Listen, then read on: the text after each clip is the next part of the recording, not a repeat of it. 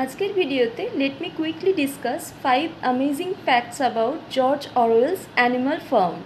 So George Orwell's Animal Farm is an allegory of the Russian Revolution and the rise of Stalinism.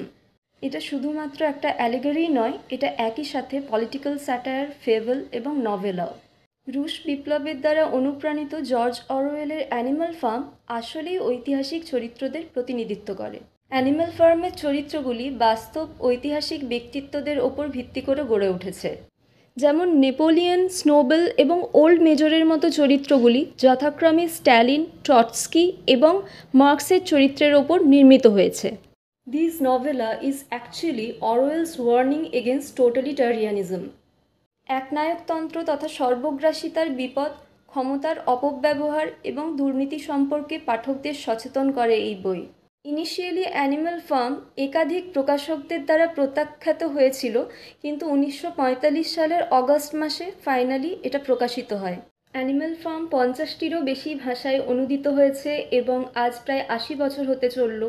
এত বছর পরেও animal ফার্মের বিষয়বস্তু আজও ততখানিই প্রাসঙ্গিক। এই বইয়ের মধ্যে আলোচিত ক্ষমতা, দুর্নীতি এবং বিদ্রোহের মতো বিষয়গুলি আজও সমানভাবে রেলিভেন্ট।